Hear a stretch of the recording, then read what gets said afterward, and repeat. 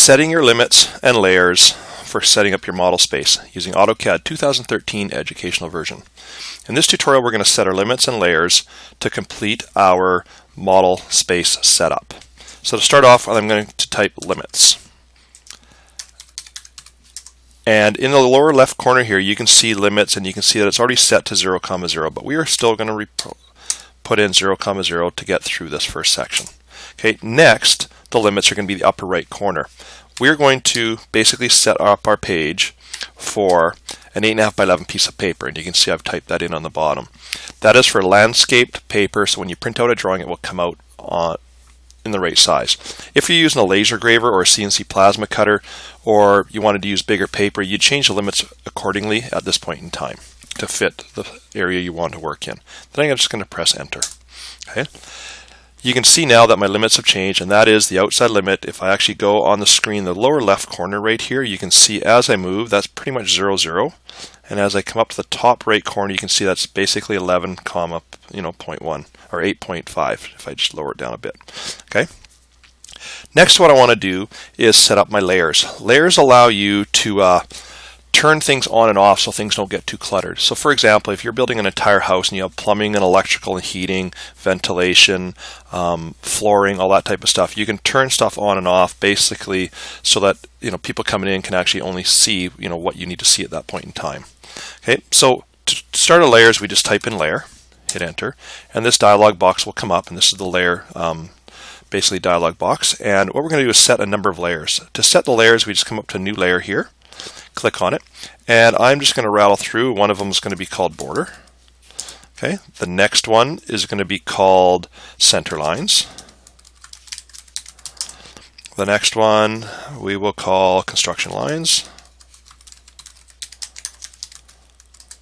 The following, and you're going to see I'm going to have a number of these set up in here. Dimension lines. And then the following one will be hidden lines. So, whoops, forgot that one. And there's two more, three more. There's one called, we're going to call it object lines, or actually we'll call it laser engraver. Okay, and that's for the laser engraver in this case, the object lines. And finally, we're going to use one called text. Okay. So now I've got my layers set up, and what I can do is certain ones of these will and will not be used, but basically there can be a bunch of different colors as well. So the border, if I just double click on the white, I can use it as cyan. The center lines, I'm going to use red. The construction lines, we will use yellow. The dimension lines, we're going to use magenta. Hidden lines, I think we're going to use green.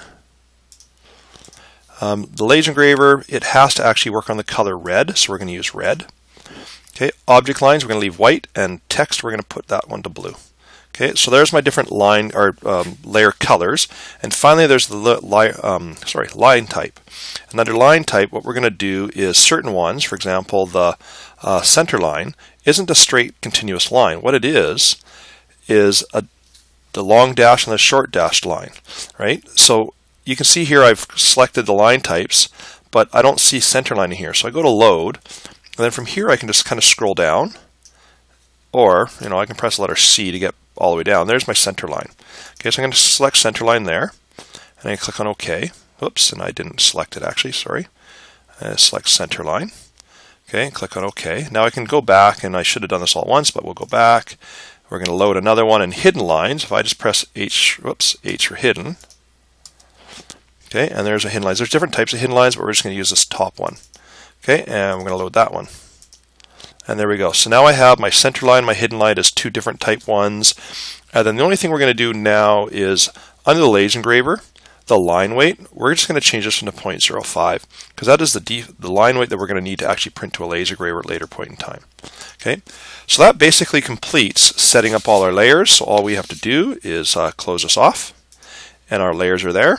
And what will happen now is up here, you can see all the different layers. Oh, one last thing I forgot to do is type in layer again, and we're going to default our layer to the object. So we're going to select object. Right here, we're going to put the check mark.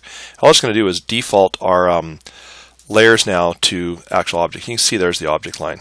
So in theory, if I draw a circle on the object, it'll be white. if I was to change to a center line, now I can draw a line, and you will see that it will come in, and you can see there's dashes there. And if I was to go to a hidden line and a line, you would see that it's actually in green dashes. Okay, so I'm going to highlight all this stuff, delete it, go zoom, A for all to set it all up, and I'm going to go back to my object lines to set up the default. And finally, what we're going to do is save this. So we're going to go to File, Save As, and we're going to save as a drawing template. And here's where you're not going to save it in this directory. You're going to go create your own directory on the network. In my case, I'm under my name, under Documents, I'm under a bunch of things, School, Master, and you will keep seeing me go through all this stuff. And eventually I got one called Drafting, and I want you to name it Imperial Template hyphen Klassen. And sorry, not hyphen Klassen, hyphen your name. And that is where you'll save it. And you click Save, and I'm going to replace it. And from this point on, whenever you start up a drawing, you're going to start up this template file, and everything will be in it. Okay, and then you can just start drawing from there. And that concludes this tutorial.